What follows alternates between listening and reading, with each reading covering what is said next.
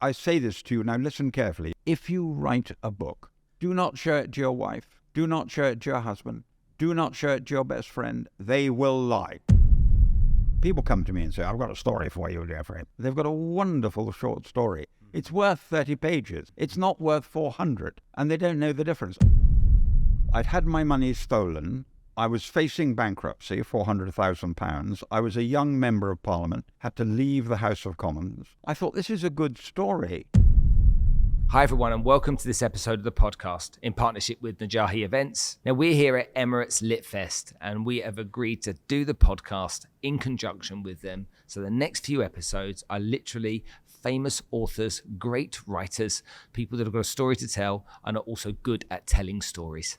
And our next guest is none other than the incredible Lord Jeffrey Archer, probably one of the most successful novelists of our generation. Now, he's 82 years old, but he's sold 275 million copies of his books. He worked for Margaret Thatcher in government. He's also been to jail. He's got a great story and is an incredible storyteller. Let's cue the music and get stuck in.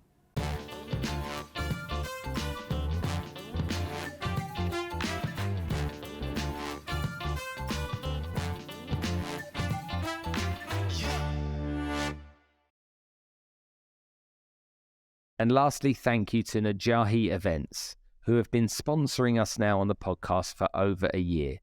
Najahi bring motivational speakers to the region to help inspire, educate, and motivate you to achieve better success and live a better life. Well, what a privilege it is to have you here on the show today. I think long and hard about you and how you've resonated with me over the years, and I'm 52 years old. And so, How old? 52. You're a child. You're an insignificant layabout child. But my parents... Your life had 52, I'm 82. I'm going to celebrate that for just 1 second. Now, my parents are a similar age to you. So my parents were born, I think, in 44 and 45. They're not a similar age. I was born in 1940. Well, They're children too.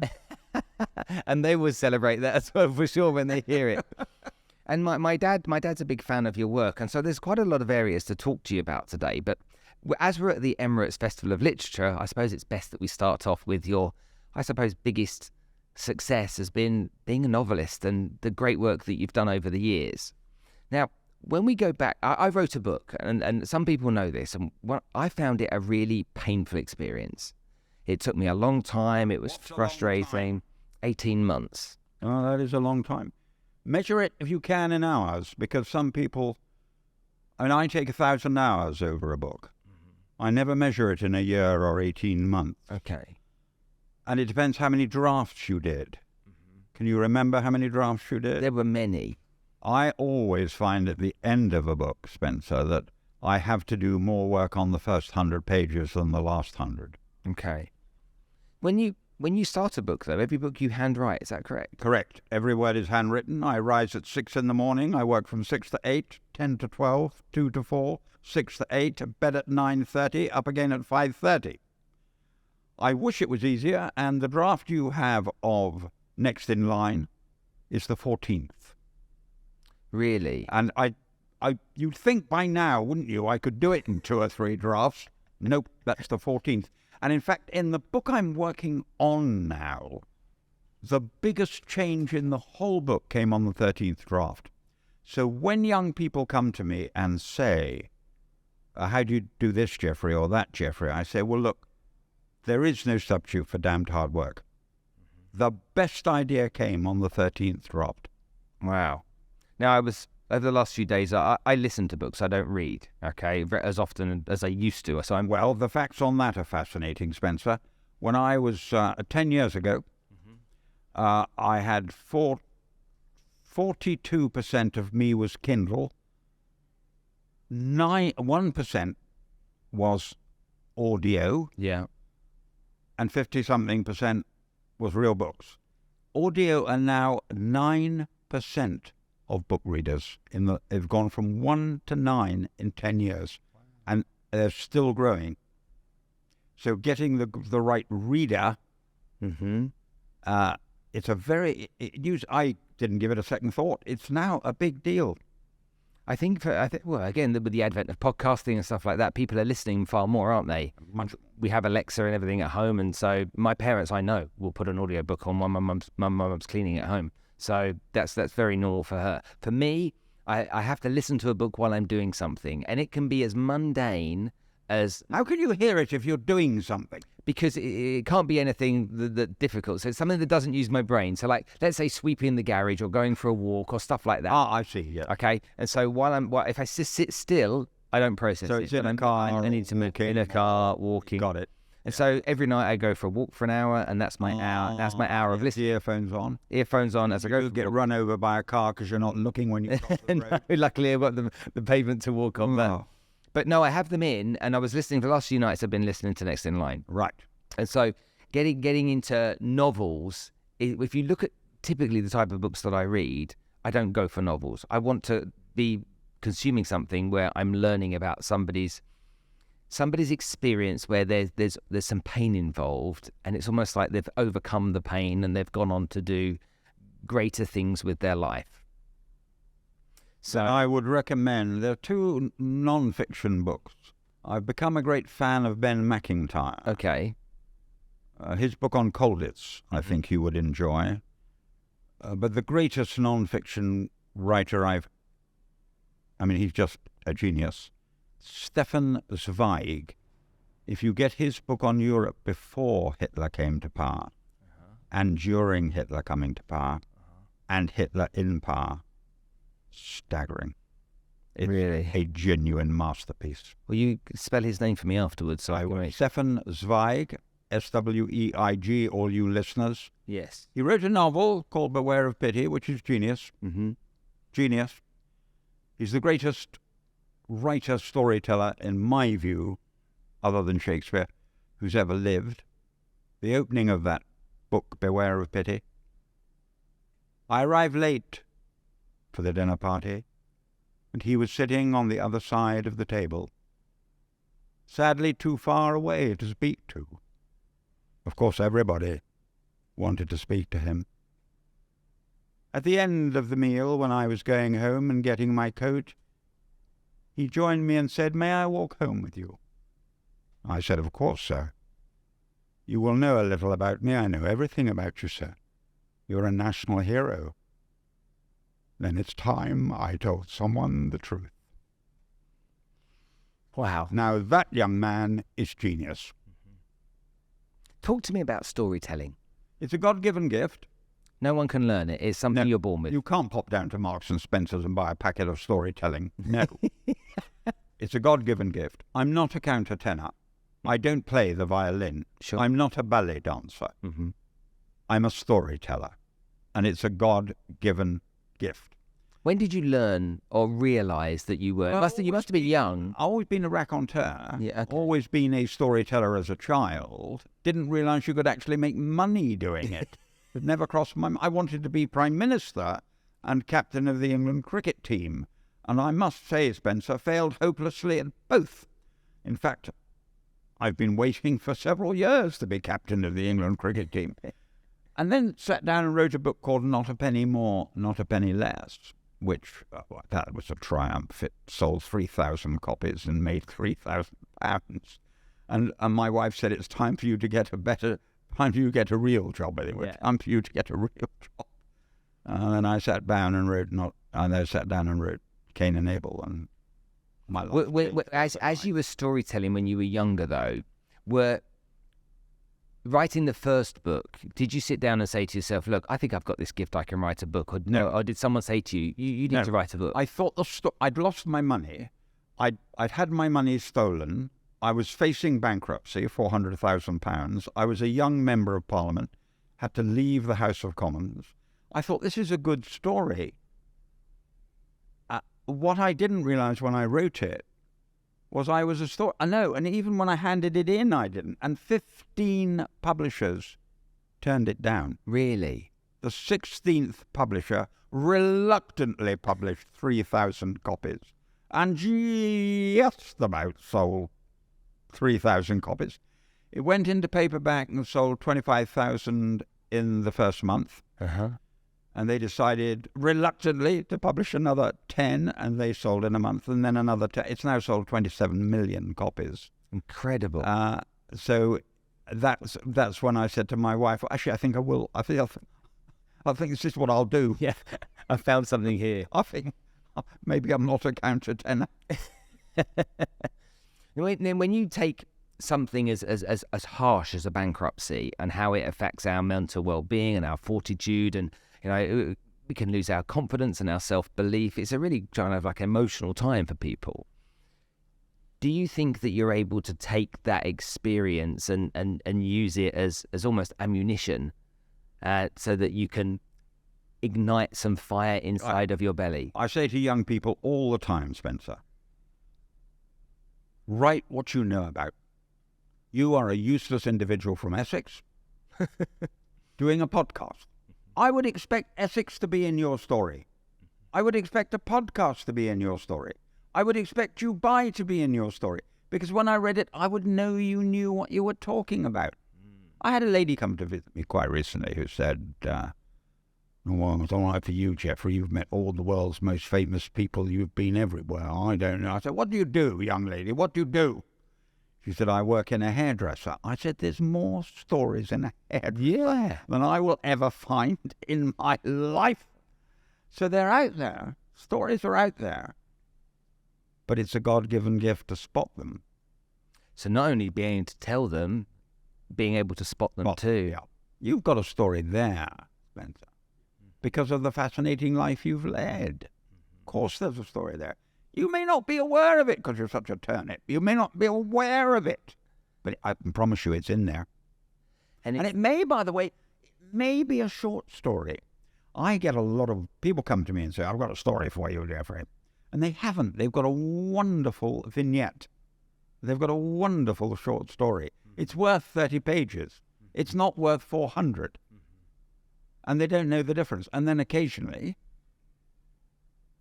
with the book after this one, I sat next to a man who said, and I get it every day of my life, if you heard my life story, it would be one of the world's bestsellers. And I'll split 50-50 with you. And I said, wait a minute, have you killed your mother? No, Jeffrey, I haven't killed my... Well, go away. This man said, I've just been reading you recently, Jeffrey, he said. And I know I have, very kind of you, sir. And I've got a story for you. And I thought, oh, here we go. And he told me in 2 minutes my next book. Oh, really? Oh, yes. He told me exactly in 2 minutes. And I thought, that doesn't happen very often, Spencer. Okay. He was in a very high position. He'd witnessed something. He passed it on to me, and I could see a whole book there. Doesn't happen very often. When you come up, I mean, how many books have you written? 75, is it? 70 what? 75 books? I've written 30 books. 92 short stories. Ah, short stories as 92 well. short stories. So 70 plus, yes, pretty well 92.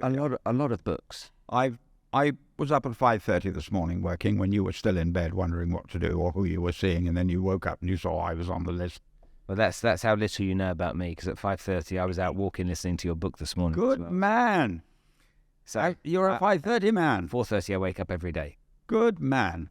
So I'm a morning person. I'm with you. No noise, no people. Yeah. Perfect. Absolutely. Yeah, no, I'm with you. I get so much done before 9 o'clock in the morning. Wise man. And wise man. Yeah. Hit the sack at 9:30, 10 o'clock at night, and try and get the sleep. Me too. I'm at 10 o'clock. Yeah. Okay, so as I said, I can only go by my own experience of being involved in writing a book, and then you share with me. You finished it? Yeah, it's finished. It's published and whatnot. But it was published? Yeah, it was published. A novel? No. It was a book. It was a business related book. But it was the whole journey of doing it was difficult. So I'm fascinated, and I admire enormously somebody that is able to write many books, but more importantly, the ideas. Where those ideas come from. Now, you just mentioned that you spoke to somebody when 2 minutes in, they've given you an idea for a book. How often does that happen? And if it isn't often, where do these ideas come from? It could be 2 times in 2 days and then nothing for a year. Particularly with short stories. I'm always looking for short stories. I love telling short stories. On the bigger novels, when I was a child, I thought, I want to write a story about a man born with everything, a man born with nothing. They only meet once, and it changes their whole lives. It can be as simple as that. 600 pages later, you've got Cain and Abel. She only stopped screaming when she died. It was then that he started to scream. And then you're on the way. And it's what you're asking is the crueler question. Where does it come from? A lady got hold of me in India, a journalist, and she locked the door, which worried me. And she said, I want you to tell me where you get the stories. So I said, well, it's a God-given gift. I'm just very fortunate and no, I won't tell anyone. No, I promise you, it just happens every day of my life. And no, I've closed the door. I'm not, oh, right, right. I live in Cambridge, in England, and there's a beautiful river at the end of the garden called the Cam. Mm-hmm. And 4 o'clock in the morning, when no one's looking, I go down and dig a hole, and there they are. She stormed out in anger. Hadn't seen her since. She didn't understand. For those who understand the game of cricket, and I hope you do, otherwise what's the point of you? The great South African batsman Pollock told me a story once about a very fine cricketer called Gibb. Fine, but not the great, top class, international. And he was having trouble with his timing. So he rang up the great man, who was 65 at the time, and said, great man, could you come down and just watch me and tell me what I'm doing wrong? So he watched him. He came down, watched him, and he said, yeah, you got the timing wrong. He said, what do you mean? Flow's not right. Bowl one to me, and they bowled one to him, and he hit it out of the ground. And Gibbs said to Pollock, how did you do that, sir? He said, I don't know. Because he didn't know it was a God-given gift. He had timing that the gods only give very few. And we think about the brain, and we talk about our computerized part of our brain and our emotional part of our brain, and obviously with the chimp paradox, there's then the chimp part of our brain, and so much is automated, and then we have emotions that get in the way of the automated stuff that we use. When I think about you being a storyteller, that's one thing, but having the creative ideas, that's another thing. And how your brain must operate and work, even as alive as you are right now, it's like, that comes from a sentence, that comes from a 2-minute conversation, that whole book. That in itself, just understanding the mind, fascinates me, how you're able to do that. I know that it's easy to put it down, it's easy to say, it's a God-given gift, that's what it is.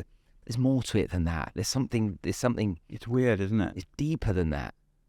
In the plane on the way over yesterday, I suddenly saw a switch in the next book that I hadn't thought of before, so I had to get paper and pen immediately.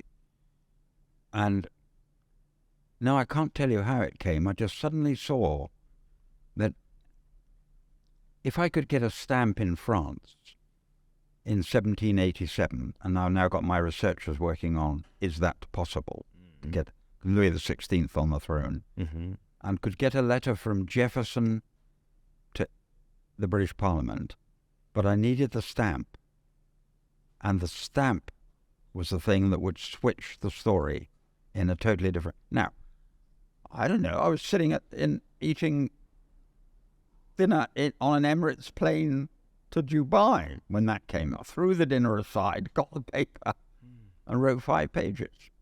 I've now already spoken to my chief researcher and said, is it possible? Have you ever sat down with psychologists or people that really understand the mind and allowed them to explore that with you to find out? No. Is there a reason that you haven't? No, well, no one's ever asked me. You're the first who's gone this deeply into it. I just think they're usually satisfied with, I'm a storyteller, aren't I lucky? You're digging far deeper. Well, you've got this thing with hard work and talent. Okay, it's very often spoken about. Hard work. Right. And talent's nothing without hard work. Correct. Okay, and hard work will get you somewhere even if you don't have talent. Okay. Good. Correct. So there's no doubt that hard work is important. With you, I could sum this up with children. If you have talent and energy, you'll be a king. If you have energy and no talent, you'll be a prince. Mm-hmm. If you have talent and no energy, you'll be a pauper.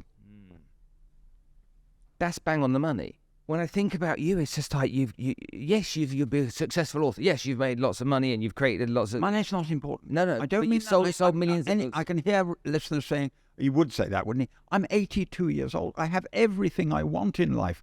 I want more readers. All I want. If you said to me today, Spencer, I'll give you 1 million readers or £1 million, which would you have? I'll have the 1 million readers, please, every day. You can take it with the podcast. Yes. Exactly the same. Give me one more million people listening to the podcast. There you are. Absolutely. But again, arguably, we're both fortunate where money isn't a driving factor in our life. No. Because when you have money, you realise you don't need as much as you thought you were going to need in the first place, and you find your kind of equilibrium. But when I look at the if storytelling is a gift and that's your God-given talent, by gosh, is it some talent? Because who do you compare yourself to, or who could we compare yourself to, fiction, non-fiction, in this space that has written as many books as you and has been as successful as you as an author? Don't even know to compare. Is there 10? Is there 5? Is there 50? What? Because one is very touched when the Daily Mail came out last month and said I was the greatest living storyteller, and then the New York Times had said it 6 years ago. So you say, I read my rivals very carefully indeed and try and learn from them. Of course I do. How interesting that you just used the word rivals. Oh yes, I'm a competitor by nature. You're quite right, well spotted. I'm a competitor by nature. I want to be number one. So you want to be the best? When in my days as a runner, I was never good enough. Okay. And I spent my life coming third and doing my best time. Yeah. And I was never good enough. Broke my heart. Ran against some of the greatest athletes that have ever lived, but they said goodbye to me at the starting line, which was very kind of them to speak to me at the end. So yes, I've always been a competitor. You can't. I think the athletics put the competitor into me. And you spotted that word, rivals, and you have every right to. It's great having admiration and respect for people that are in the same space as us. Yes. But you'd be a fool if you didn't have something inside of you, that was like, and somebody has a hit book novel comes out and it's a smash hit and #1 bestseller, yada, yada, yada. The world's talking about it. And of course you're pleased for them, but there's a little piece inside you that's dying at the same time. And then your moment comes and your book's launched and it becomes a success and everyone's talking about you and it's like kind of like... Well, the one I can't get it. No names will be mentioned here, but you've pressed on that line interestingly, Spencer. There's a couple of authors at the moment who are selling a lot more than I am. Mm-hmm. One is a woman's author, mm-hmm. and she's captured the world. Mm-hmm. And one is a crime writer, mm-hmm. and he's very popular. Mm-hmm. And I learn nothing from them. Whereas with Stefan Zweig, I learn on every page. Why can't I do that? How does he do that? And I learn from him all the time. Yes, when I grow up, I'm going to be Stefan Zweig. So you consume the content of your rivals, and you all of the content, or did you get to a point where you said to yourself, I can't. It's not her fault. She's being read by millions of people, and good luck to her. Just not. It's woman's romance, and it's not me. Mm-hmm. I'm reading at the moment Ben McIntyre's Colditz, mm-hmm. and loving it every minute of it. Finding it very hard to believe, but it's written with such authority that I have to believe it's true. So we all have. People listening to this will say, I don't read Jeffrey Archer. I read so-and-so. That's fine. In my own family, my wife would never read me if we weren't married. Of my 2 sons, one of them would never read me if he wasn't my son. Many of my friends don't read me. And then I've got other relations and friends who, dare I say it, 2 members of the royal family who write and say, when's the next book? When's the next book? So you live with that. Who are your greatest critics? critic. Who are the greatest critics? Is it one of your sons, or is it your No, I say this to you, now listen carefully, young man, I'll say this to you so everyone listening can hear this. If you write a book, are you listening out there? They're watching. Do not show it out, all watching. Do not show it to your wife. Do not show it to your husband. Do not show it to your best friend. They will lie. They will tell you it's wonderful and you are a genius. Get a good friend to show it to someone who's never met you, and will write one page. Then you'll get the truth. I'm much more touched by a fan from Venezuela who says I was up all night crying. Much more. That really hits me. Or the young girl in America who said, I've now read 3 books, and you're my second favorite author. I am 8 years old, yours Lucy. Oh, wow. No, you get these sometimes, I mean, I love that one letter, email, comment that responds in that way is for me, and I get them here with the podcast, is for me worth 100 days. I agree. It's such a boost for me when you read it, and it's sometimes this is so great, but a lot of the time you've no idea how that. My husband and I listened, and you've no idea how that made an impact on how we deal with our daughter. That's wonderful. And that, honestly, we had this, didn't we? We've had this very recently. My husband died recently. We went back to the States, and I find myself losing the will to live. But you keep me going. Oh, and that's a great honour. That's an honour, young man. Yes, very much so. And I don't take it lightly. The first thing I do, I contact them directly myself. Oh, quite if they're here in Dubai, I will go and grab a coffee with them and just say thank you. If they're not, because it's like that's worth everything. When you come back to the whole money thing, that's worth everything to me. I will keep that as pride of place in my phone for ages. And anyone that dares ask me about the podcast, that's the first thing that's discussed. Of course, and that's very human. It's just like, it's people acknowledging you, isn't it? I had a lady in Mumbai. She knew my love of art, my love of museums, and she was the head of the Royal Palace Museum.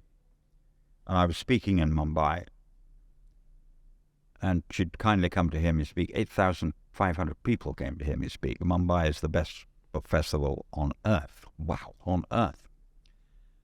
And she said, would you like to see the museum at the palace? And I said yes. And I can usually tell fairly quickly if someone's read one of my books. I couldn't get it with her. I couldn't find out. I just knew she knew my love of art. So we got to the front door to say goodbye. And she said, I want to thank you. And I said, what for? She said, The Prodigal Daughter. And I said, why? Now, The Prodigal Daughter is the sequel to Cain and Abel and is the story of the first woman president of the United States. And they still haven't managed it, Spencer. It's the print of the first. She said, I read that book, Jeffrey, and I believed I could do anything. And I am the first woman head of this museum. Wow. And I thought, wow. And because that wasn't why I wrote it. Yeah. I wrote it because I wanted to write about the first. I was working for Margaret Thatcher at the time, and I wanted to write about we'd had the first woman prime minister in Great Britain, and I wanted to write about the first woman president of the United. God knows there's that bunch of pathetic, aren't they, those Americans? They're Trump and Biden, 280 million people, and there isn't a woman who couldn't run them. Of course there is. They're just not going into politics. Good point. Okay, let's move on to then. So there's two things more important than writing books, and one of them is sport, because it brings us all together. And the other one is our divisiveness and opinions about how our wonderful country has been run and is being run. I grew up with Margaret Thatcher as my Prime Minister, and I quite liked her when I compare her to almost everybody since. I would hope so. In comparison, it was an honour to work with her for 12 years, and I assumed every Prime Minister would be like that, and I was wrong. What was it that made her different? Was it something to do with her values? Was it more to do with her discipline in the role? What was it that made her? Well, that word discipline, she taught Mary and myself, unquestionably taught us what discipline really was. This is an easy thing to say, and for listeners to say, you would say that, wouldn't you, Geoffrey? Yes, I would. Her love of her country. She put her country first and foremost, everything she did. She wanted Britain to be the best. I once said to her, Prime Minister, would you rather be President of the United States or President of Russia? And she said, Russia, Geoffrey. And I said, why, Prime Minister? She said, so much more to do. And I think that sums her up, really. She definitely seemed like the right kind of person to be in that type of job. And then I look now, and I've looked over the years, and I'm like, when have we been in a position where we've got the right kind of person doing the job? You know, we're very critical of what Tony Blair did when he supported the invasion of Iraq. His biggest mistake. Yes. He had a good premiership. Yeah. That was his biggest mistake. And if he hadn't done that, if he hadn't gone down the George Bush route of wanting to be worshipped in the White House, it would have been a very remarkable premiership, and he should never have given way to Gordon Brown. He should have fought the next election, and I believe he would have won it. When we look at how the rest of the world sees the UK politically, at the moment, well, not a republic. Yeah, I would argue over recent time we had obviously Donald and Boris in at the same time, and it seemed to the rest of the world that there were two clowns in charge of, you know, some important countries out there. And when we consider how the rest of the world has a different opinion, my wife is from Uzbekistan. She's Armenian from Uzbekistan. And so she grew up in the Soviet years. Her parents were there before the Iron Curtain came down. And so they see the world with a different set of eyes. Through satellite eyes. Yeah. But a good example is recently with Ukraine. Yes. They have a very different narrative around... What does she say about Ukraine? So their belief is that first of all, Ukraine was never one country, really, because there was part of Ukraine that didn't want to be part of Ukraine and speak Ukrainian. They always wanted to be part of Russia. Yeah. But they weren't. Not necessarily Crimea. Okay? No. Yeah, because Crimea was the bordering state. That's right, yeah. Donetsk and all these areas. Yeah. And so there were the people there that wanted to be part of Russia. And then on top of that, there was what it was essentially a criminal underworld that managed and run that part of the country as well, that were creating problems for Ukraine as it was. She said the problem is quite simple. Ukraine was the one piece of green grass between us and NATO. We'd asked for many years that Russia didn't have NATO on its borders, and it was promised for many years that it wouldn't have. But slowly, one country after the next country after the next country joined NATO and became close to Russia's border. And Boris said, that's it. Okay, if you do it anymore, I'm going to have to do something about it. And she's like, why would they keep pushing? Why keep goading Putin? Why keep pushing down that path? This is your wife speaking, not you. My wife speaking, completely. What do you expect is going to happen? And imagine if it was the other way around. The United States has said, don't put your tanks on our borders. Don't put NATO on our borders. Okay, we don't want that to happen, and they're promised that won't happen, and then it slowly does happen. What would the United States do in response to that? They'd be blowing them out of the water. Right. So and again, when I look at it from both points of view, I've got this narrative that comes out of the British media about all of the stuff that Putin is doing and the problems he's causing, and this catastrophic scenario. Is this still your wife, or is this you? I'm hearing two sides. How interesting. But most people aren't. Most people are hearing one side, including my wife. Yeah, but she'll have as a satellite, she'll have such a strong view. But she went to school in Wales, so she's been educated in the UK. So it's not like she doesn't watch the UK news. But if you go to her family, they're a wealthy family. You go and spend time with them. They have a very strong opinion that's very different to our opinion. Yeah, sure. With very reasonable arguments that are very different to ours. And obviously, Ukraine is stuck in the middle to some degree, or most of the people. Yeah, but ask her how she feels about. Because what I'm getting out of Russia, I have friends in Georgia. Okay. And they're saying the mistake he's made is sending people to the front line who are not capable of being soldiers, and they're dying. And hold it, Spencer, the mothers are saying, it's the mothers who are saying enough is enough. And they are burning down. They are burning down the recruitment centres, the mothers, because they're not recruiting them in Moscow, St. Petersburg. No. They're recruiting them out in the country. Yeah, I know what you mean. And the mothers are saying enough is enough. Well, the population here has grown exponentially since the war started. The UAE allowed Russians to come here, allowed Russians to bring their assets here, and property prices have doubled in the last 18 months. Doubled. How interesting. Russians are coming here in big, big numbers, and they're paying recently in the last 18 months. Okay, predominantly since the war started. Now, lots of Ukrainians as well, but predominantly Russians. There's a lot of money shifted here. The UAE has oil, so they've stuck two fingers up to the US and said, guys, you need our oil? You're not telling us what to do. Okay? And so that's why Russians can come here. On top of the fact that they've had their assets frozen in Europe, a lot of them, this has become a safe haven for them. So when you think about what you're saying, of course, nobody wanted their teenage kids to be thrust to the front line and become soldiers in a war they didn't even want to be part of. In the first place. And so then taking their kids and leaving the country. Another indication of that is the amount of Russians that have been applying for passports, non-Russian passports, but not Commonwealth passports or Cypriot passports, but Uzbekistan, Kazakhstan, Turkmenistan passports, Georgia, and Georgian passports as well. 500,000 people have left Russia in the last year. I think the number's bigger. And most of them, you think the number's bigger? I think that's only the official number. I think it's much bigger. Really? The population here has taken 500,000 people. Oh my God. Oh well, then it's nearer 2 million. It's huge. And they're young, aren't they? Parts of Dubai are being called Little Moscow. Oh my God. That never were before. We had one Russian radio station. We now have 4.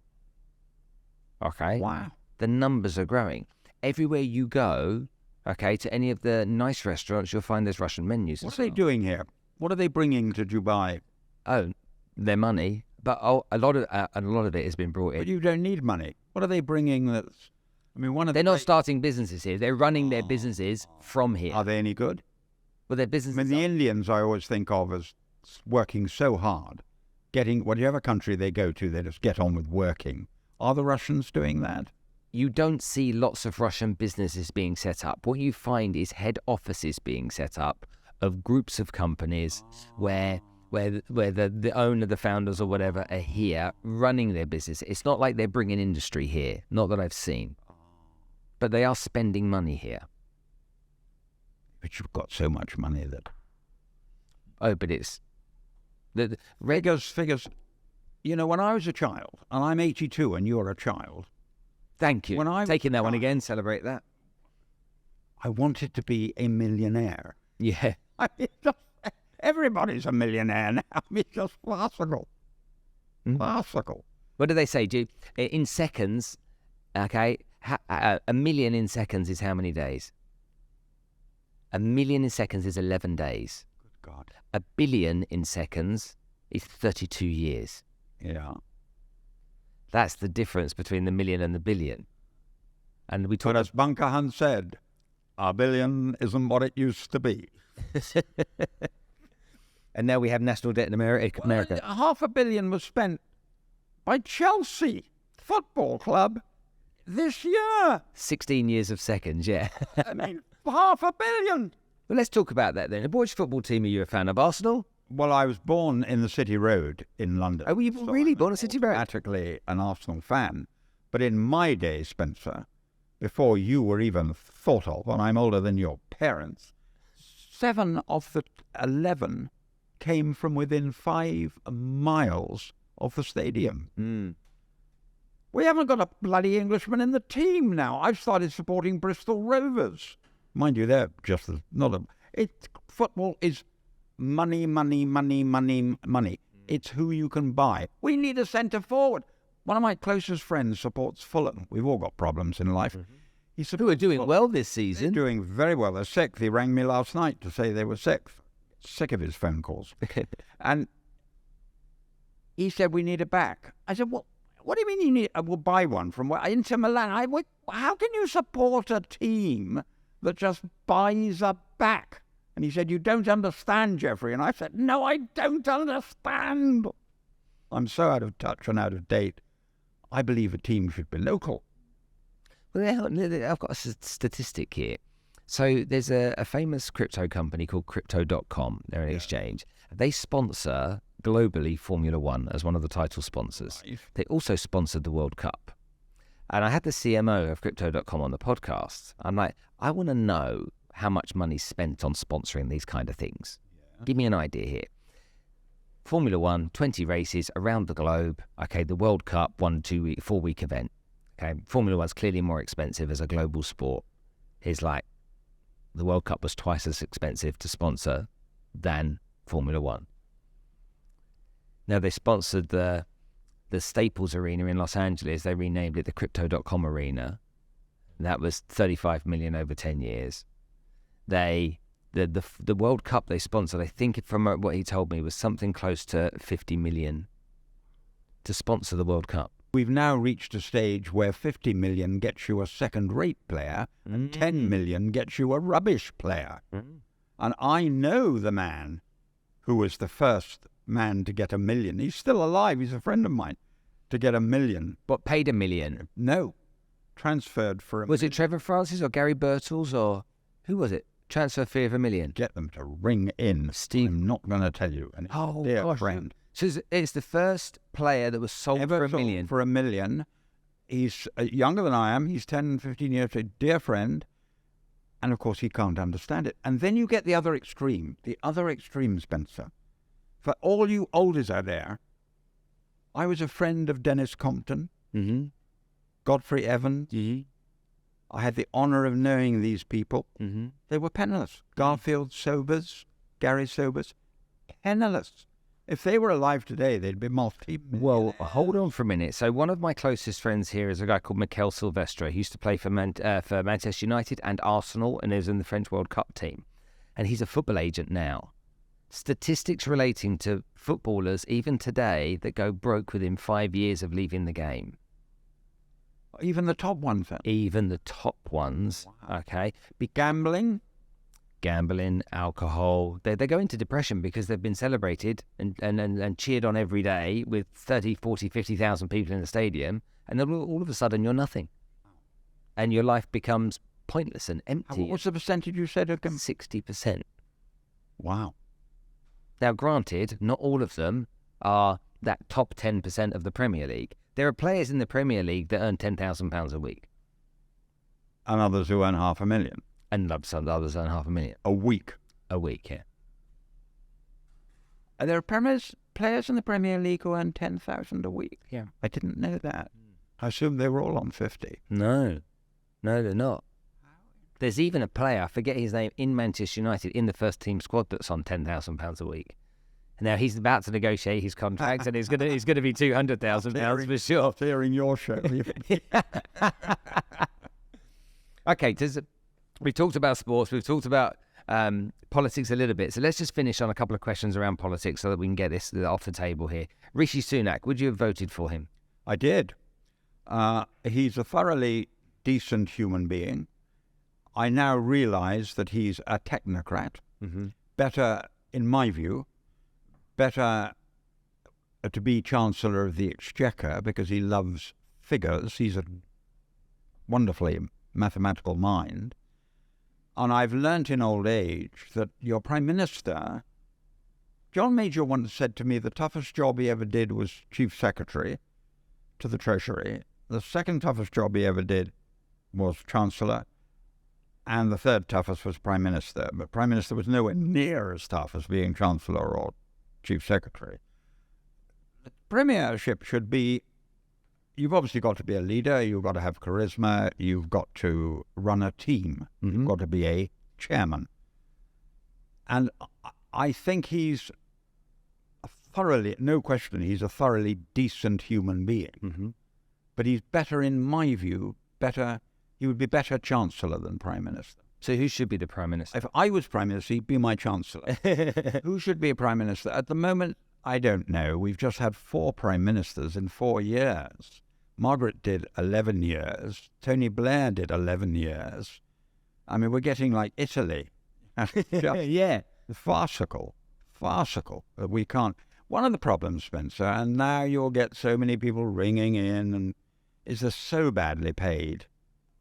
I met a young lady the other day. I was giving a speech at the Guildhall. Brilliant young lady who's managing director of her company at 38. I said, "We need you in the House of Commons. You're an obvious cabinet minister."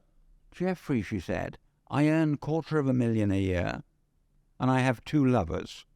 Do I really want to be in the House of Commons?" And I thought, how many brilliant people are we losing because personal lives are now in the dust, and the pay is lousy? And by the way, just as true of Germany, Italy, France.